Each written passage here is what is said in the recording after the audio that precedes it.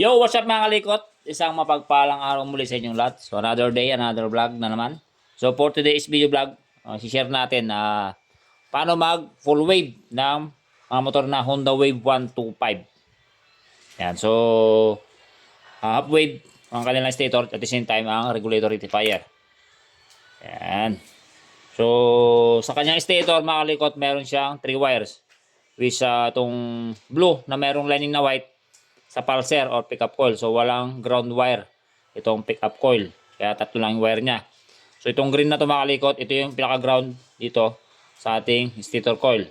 Tapos yung white, yan yung charging coil. Yan. So walang primary itong stator ng mga W125 battery operated mga kalikot. Yung iba, ibang mga W125, mga W125 S, yan, apat yung kanilang wire.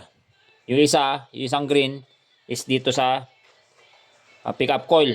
Yan lang pagkakaiba niya, pero halos pareho sila ng stator. At the same time, same process lang din ng pag-full wave. Yan. So half wave mga kalikot, dahil yung kanyang itong ground wire, siyempre sinabing ground, na-connect yan sa ground. Try natin. Green. Yan. So may connection sa ground.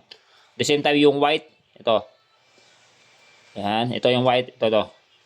So may connection din sa ground wire, sa ground ng ating stator. Yan. So gagawin lang natin diyan para ma-full wave. Puploaded natin yung ground niya, ito, puploaded natin yan. So tatanggalin natin sa pagkaka ground connection. So yung gagawin lang natin, ito yan, ito yung green wire na ito mga kalikot yan. Ito yan. So tapos meron siyang kasamang magnetic coil, which is ito ngayon. Yung dulo nito, itong magnetic coil, ito yan. So umikot-ikot yan. Then yung dulo niyan dito pumunta sa itong white na to.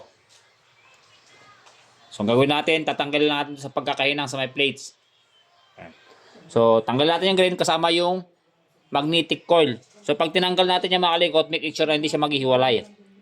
Yan. Yeah. So pag natanggal natin yan sa pagkakahinang, ito yung plates niya mga kalikot, ito. Ito kasi yung nakakunik sa ground. Ito. So pag tinanggal natin yan, inakat natin yung green wire, which is ito ngayon, kasama yung magnetic coil. Yan. Make it sure na hindi sila maghihiwalay. Yan. Dapat mayroon siyang forever. Yeah. Sana all may forever. So pag naghiwalay, so hinangin nyo lang uli.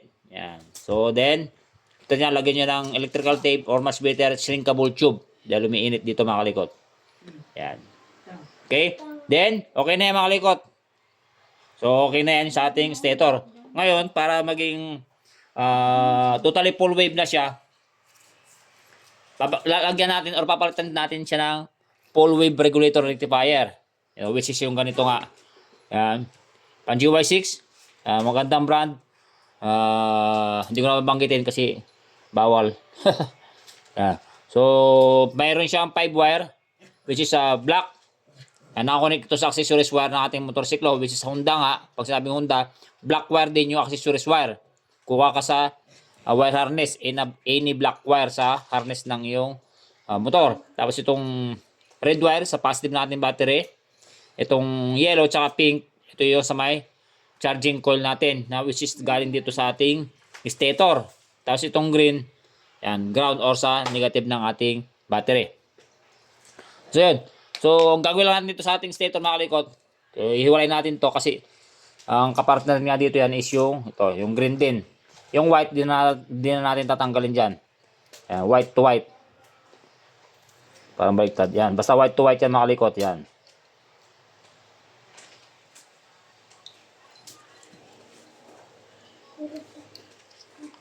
So, ayusin lang natin.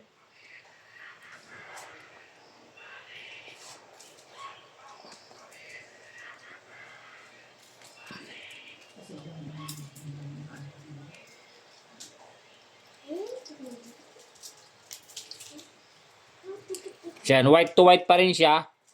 Yan, tapos itong green, ihiwalay na natin dito. Duduktungan natin ito ng wire, mga kalikot.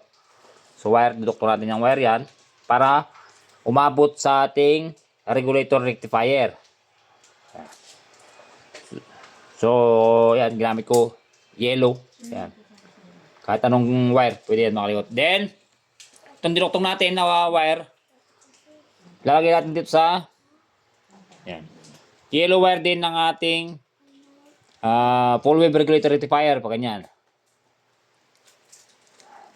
Then, dito sa ating stock na socket or regulator rectifier, tatanggalin natin to. Yan. So, dahil nga papalitan natin siya ng full wave regulator rectifier. Then, pwede nyo na ikat yan. Yan.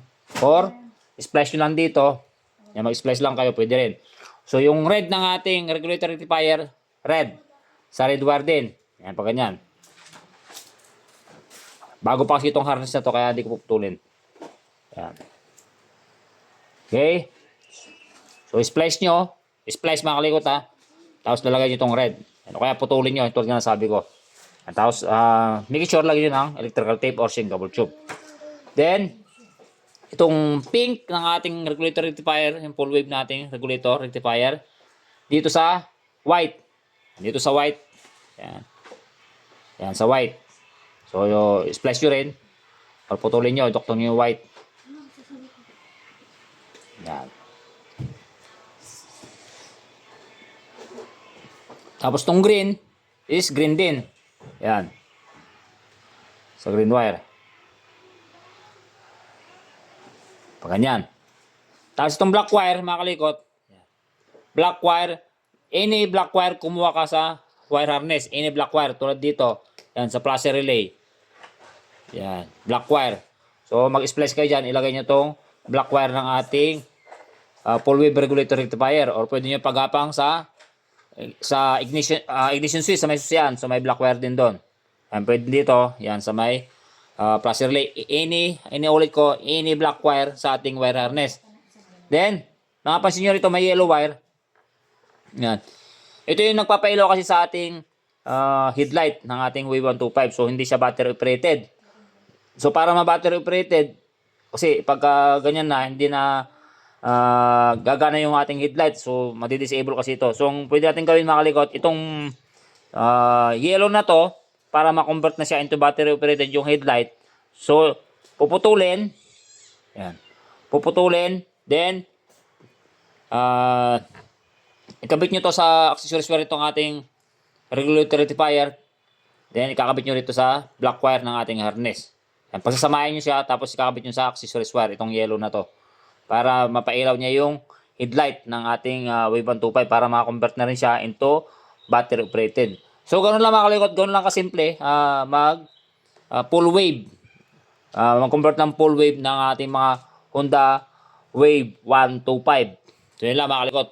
Sana naintindihan nyo. Yan, kung di nyo naintindihan. So, ulit-ulitin nyo lang yung video. sana nakatulong kahit pa paano yung video natin para sa araw nito. So, yun lang, muli-muli. Thank you sa patuloy na pagsuporta ng ating munting channel. So, yun lang.